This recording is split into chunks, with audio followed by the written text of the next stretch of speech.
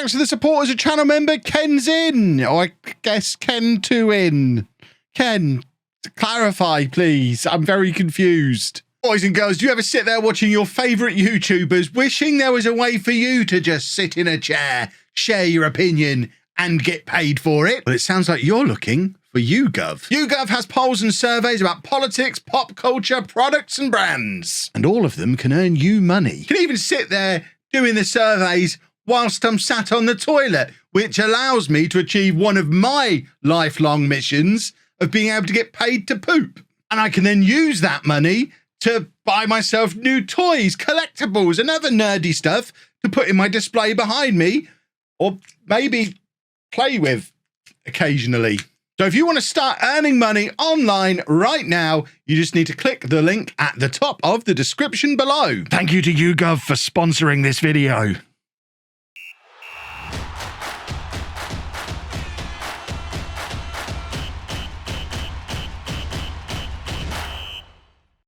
Hello and welcome to part 40 of Non-League to Legend. I'm Kevin. Coming up on today's episode, we have the second leg of our Champions League first knockout round game after we messed up the first leg in the last episode. And we also have a very crucial Premier League game away against West Ham. Since you were last with me, these are the games that we played. So after losing against Benfica, we then somehow managed to not even beat Tottenham, which is even worse.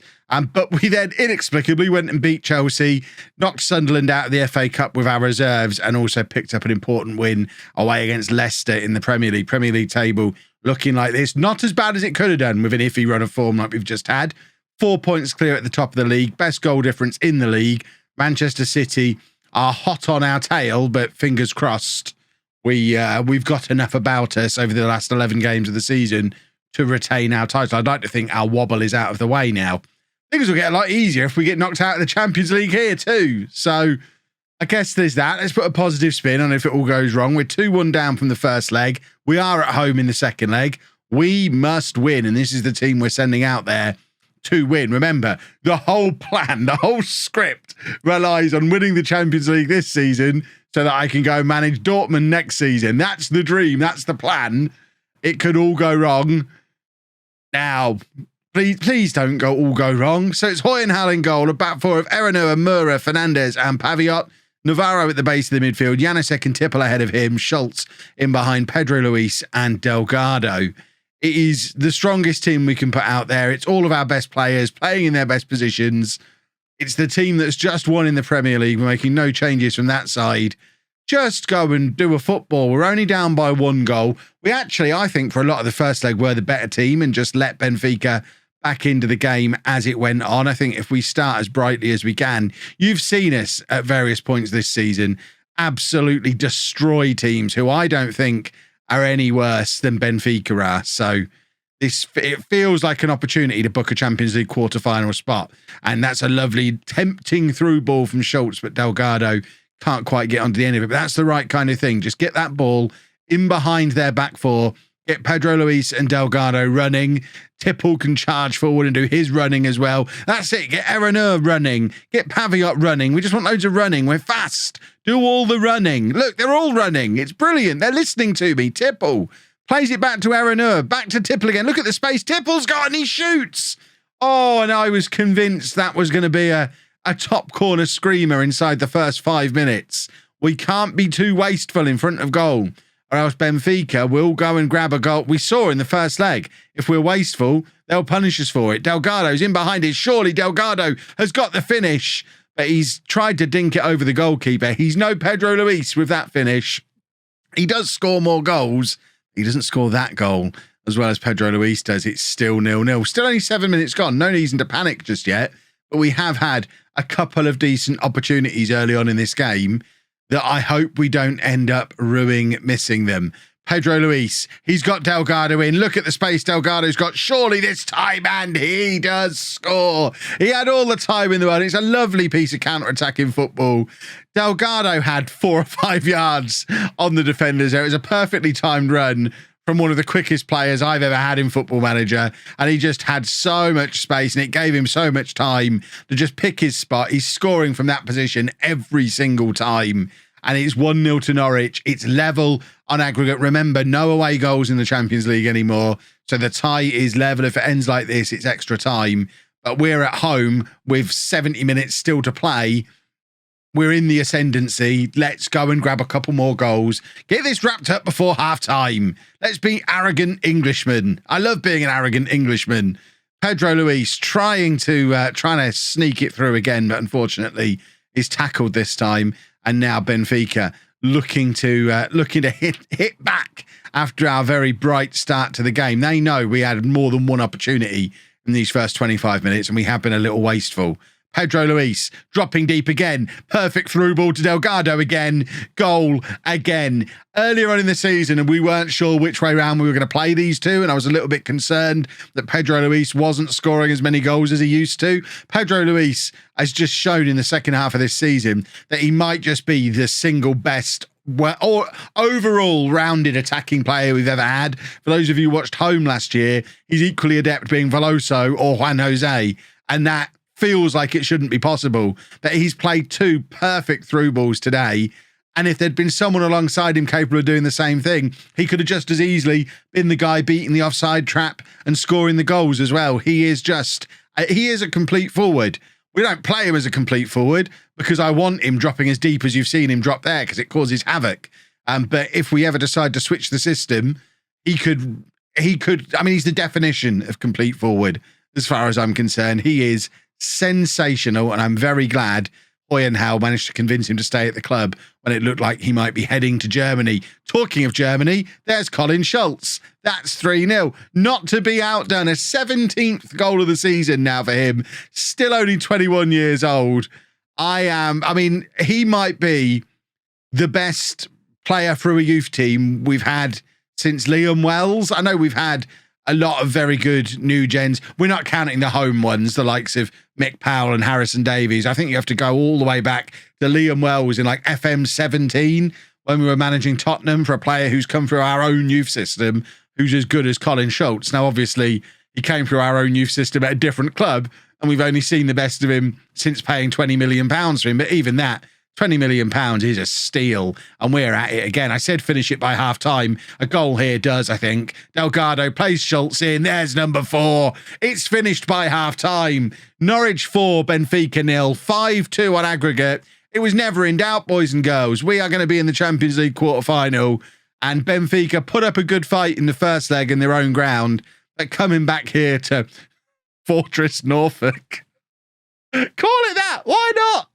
We've scored 4 goals in the first half. We have been all over them. We have been excellent. And now I'm sat here thinking, right, this is the exact same team that played at the weekend. We play West Ham in a massive Premier League game at this coming weekend. At what point do we start resting some of these tired legs? Janusek loves to show off for you lot at the moment, and this time doesn't have the finish because he doesn't score very often. It worked last time I said that about him. Janusek with the in-swing. I think we've won a penalty here. Handball from Benfica. The referee has got his finger in his ear, but if he's stopping the play with a suspected handball, you got to believe it's a handball, and it is the penalty and the opportunity for us to go 5-0 up. It's going to be Delgado for his hat-trick. There is his hat-trick. That is £80 million well spent. 29th goal of the season now for Delgado. And this team just gets better and better and better. I am calling it now. This Norwich team is winning the LOLLUJO Cup at the end of FM22. If you're not familiar with the LOLLUJO Cup, you should go back and watch last year's. It was fun. But the LOLLUJO Cup is where at the end of the year, I take every team I've managed, including every team from non-league to legend, and they play a big tournament, a big versus tournament against each other in the newly reborn versus mode in FM22, which means we can definitely now do the LOLLUJO Cup. And I think this Norwich team will win it. I don't think I'll have a better team than this team right now at any point during FM22. This is the high point. It's all downhill from here. Let's have the rest of the year off. If it wasn't for those pesky bills, eh? Goodness me. I hope you clicked on that link in the description, talking of pesky bills. Look, they've got to eat. I'll waste away otherwise. Oh, Navarro playing the ball forward. It is intercepted. With only half an hour left and at 5-0 up, I think we are approaching saving legs time. Paviot is in. He's going to make it 6. I mean, that's our right back there, boys and girls, to make it 6-0. And I feel a little bit sorry for this group of Benfica fans now because they didn't deserve this. But looking at how we've played in the Champions League this season, as much as they didn't deserve it, they must have been half expecting it, surely.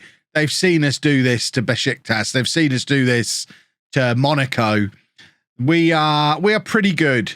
When we're on form, we are pretty good at football.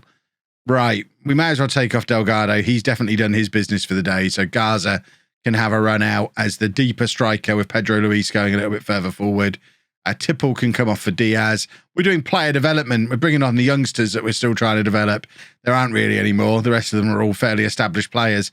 We've got some tired defenders, though, so I guess bringing on Noll in this situation. He can't mess it up from here, can he?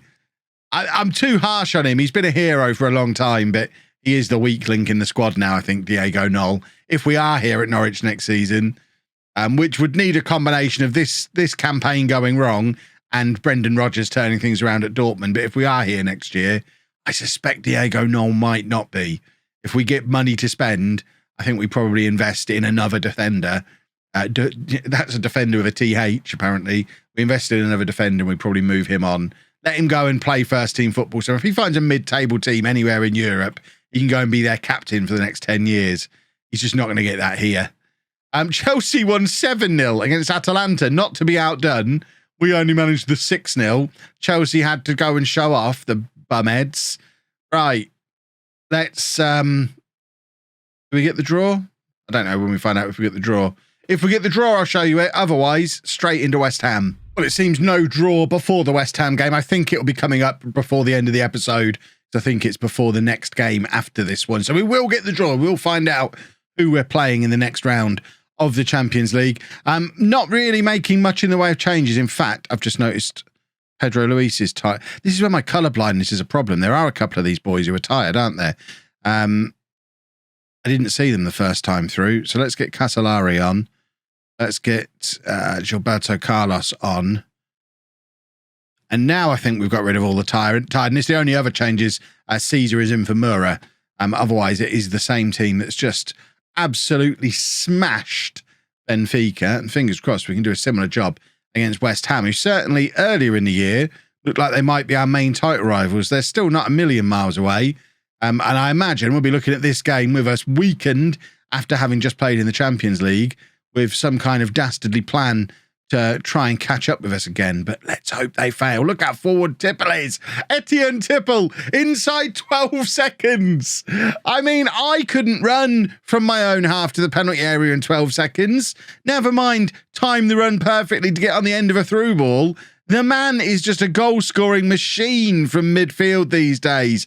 Lovely stuff from Tipple on his weak foot as well.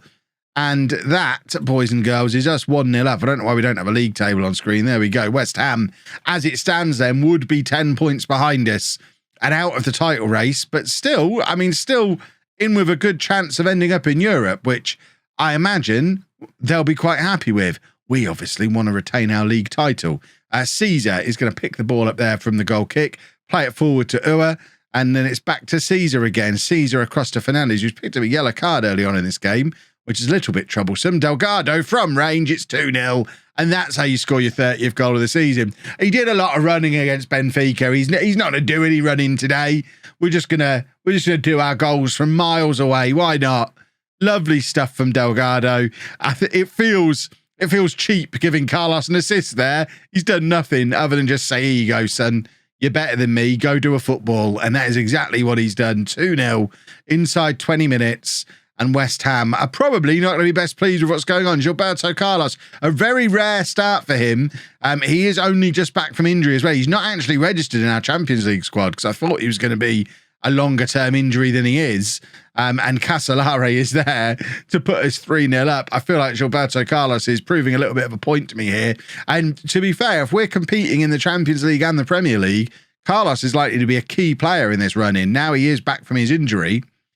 He's going to play a lot of football in the Premier League because he's always going to be fresh when the rest of them are tired. coming off the back of Champions League games, assuming we do go beyond the next round, which obviously we're going to try and do. We want to win the thing this year. Carlos, I mean, it's the ball's moving too quickly to commentate. I don't know why Caesar's in the penalty area. He's only going to score, though, isn't he? I thought he was just going to thump it from there. Why is Caio Caesar part of the attack all of a sudden? Are we just not bothering with defenders anymore? I'm not against it. We've got Hoyenhal. He does the job of a five-man defence on his own. Casolare is in and hits the post. Casolare, once again, showing that he is more than good enough to be part of this Norwich team. Every time he plays, he impresses. I don't know why he's just signed a new 4-year contract. After being out the door in the summer, Casolare is in for the duration now. He's 27, I think, at this point. He is forever going to be a bit part player as part of this Norwich team.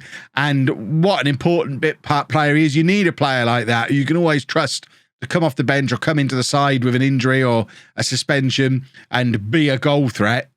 But luckily have so little ambition that he's not bothered that he doesn't play regularly. He gets to play for Italy. He gets to play for us every now and again. And it seems to work beautifully for him. West Ham have grabbed a goal back here, so maybe our plan to play with no defenders wasn't the best idea I've ever had. Chelsea are 1-0 up in their game. Manchester City 0-0 at home to Liverpool. I'm also going to say Peterborough dropping into the penalty, or in fact have dropped into the relegation zone. 8 points behind Leicester and losing at home. Things are looking pretty grim for the Posh. I don't think Posh have ever had a season in the Premier League where they've not been relegated yet. Very much still in that. Basically, the Norwich, they're the Norwich of now. They're 10 years behind the curve where we are. They're doing what Norwich do in real life. And I guess they'll look at us and think, well, you know what? We might be able to get a handsome young up-and-coming manager and establish ourselves in the Premier League and go on and win the thing. They should try and get me back. Perhaps after I'm done with Dortmund, we'll swing back round to Peterborough and give them their first ever season of survival in the Premier League. I'm constantly extending non-league to legend because there's still story threads I want to pick at. It would be nice to go and win the Champions League with Norwich this year, then go and win the Champions League with Dortmund and give a big grin down the road to Schalke while we do it. And then we swing back into the Premier League. As long as Posh are still yo-yoing, there's no point doing it if it's meaningless. And I wouldn't make you sit through turning them into Champions League winners like we've done with Norwich. It's too similar, but I think one season of survival and just say, there you go, you're established now. You're welcome. We got you here. We've come back to keep you here. The rest is on you. That would be the perfect end to the career. And Delgado has just scored another one from outside of the area. I mean, this one's absolutely gifted to him by a West Ham team who supposedly have aspirations of getting into the Champions League. I mean, they're certainly playing like a Champions League team at the moment. But a lot of the Champions League teams we've faced this year have been this poor at keeping Delgado at bay. And when you serve it to him on a plate like they have done there, expect him to score a goal. Although West Ham, they're not giving up. They are still on the attack. Fernandez has missed his header, and luckily Hoyenhal has all of the arms and is there to make the save. 69 minutes gone. That feels like substitution o'clock. And oh my word, there's a lot of tiredness out there to deal with. Right, Paviot seems absolutely broken. We don't have Romero on the bench, so Fernandez can go out and play right back while Noel comes on to play centre back. Navarro's on a yellow card, so that's an easy change for Zamorano, who was tired as well. And then I think we probably get Griffin Diaz on again, give him another 20 minutes. He has now started a game for us. He'd been here 3 years and never started a football match. He's started to start some matches now. He's not going to start the big matches, so you're unlikely to see him start a match this season. But like I say, if we are here next year, you might actually see Griffin Diaz develop into the star player we all hoped he would be. Still only 21, still plenty of time to become a very, very good Premier League player. You only have to look at someone like Liam Shepherd, who we've got on loan from Manchester City, who's 24, never really broke into Man City's team, and is still a good Premier League player. Delgado's got another hat-trick. The man is an unstoppable goal-scoring machine, and it is now West Ham 1, Norwich 5. We're having a lovely time down here at the London Stadium. We're going to head over to the Westfield Shopping Centre afterwards. We're going to get ourselves a Shake Shack because Shake Shack do the best burger. And bearing in mind, in there, you've got the choice of Five Guys, Shake Shack or Wendy's. Shake Shack do the best burger. I won't hear otherwise. Try and prove. I mean, I'm quite happy to comment bait you on this one. Let's get some engagement on the video. Tell me why they're not. You'll be wrong, but feel free to tell me why Shake Shack aren't the best burger. They are. They're just delicious. I do prefer a Five Guys Cajun fry, though. So I'm not averse to a trip up the escalator mid-meal to get my fries from the other one. Janusek is shattered, but all that really matters is that we've just thumped West Ham. Title rival? Certainly Champions League rival. There's not much in the way of rivals left for us to deal with this season. We're 4 points clear. There's then another 5 points between us and Chelsea. So Chelsea are kind of out of this as well. It's us and Manchester City. We still have Manchester City to play. So we're definitely going to be showing you them probably as part of the next episode. I think what I'll do for tomorrow's video is show you just the second leg in the Champions League and Manchester City. I don't think we need to do both legs and then come back just after for the City game. So I think we'll probably do the second leg and City. But I think what we need to do before we go is find out who we're playing in that Champions League quarterfinal, because it might be someone so exciting that I have to show you both legs and the plan changes. So here we go then, Champions League draw. Before we do that, actually, we just had the youth intake come through. So normally I post these on the channel community page for the Name in the Game channel members, but we're in the middle of a video. I may as well just show them to you. If you are a Name in the Game channel member and you want one of these, you don't currently have a player, let me know which one you want down in the comments section below. I'll know if you're not a Name in the Game channel member, so don't try and get one if you're not. If you are, these are your choices. Not the worst intake in the world, to be honest. Let's go and do the Champions League draw, though. So, still left in the draw, the final 8. Chelsea, Inter, Man City, Norwich, FC Bayern, Juventus, Milan, and Wolfsburg. Definitely want Wolfsburg in this situation. To be fair, we'd take Milan because we know we can beat Milan. And we'd like to avoid the English clubs and Bayern Munich, please. We'd even take Inter or Juventus, I think. We just want to avoid Bayern again because we know how good they are. And I'd like to avoid that. Please and thank you. We're first name out of the hat and we're at home in the first leg. This is not ideal. Watch it be Bayern now. It's not much better, is it? Juventus, I've heard, quite good at football. They are top of Serie A and they've won it every year since the beginning of time. Lovely. Let's do the semi-final draw as well. You never know. We might make it through. So Wolfsburg or Milan will take on Man City or Inter. And then us or Juventus take on Bayern or Chelsea. Oh, my word. Well, if we're going to win it, we've got to do it the hard way. Because getting past Juventus, then either Bayern or Chelsea, then presumably face Manchester City in the final. Oh, that's about the roughest run through to the final we could possibly have. This is going to sting a little, I think. Right, we will, I don't know what we're going to do because we only have one leg in the schedule. Probably just do that leg and the Man City game tomorrow, depending on where the first leg falls, which apparently isn't in the schedule at the moment. I'm sure it will appear at some point, but we'll figure it out. There'll definitely be some Champions League football for you tomorrow. It might be both legs if I have a change of heart. If you've enjoyed that, please make sure you leave a nice big thumbs up on there for me. Subscribe to the channel for daily Football Manager videos. And thank you very much for watching.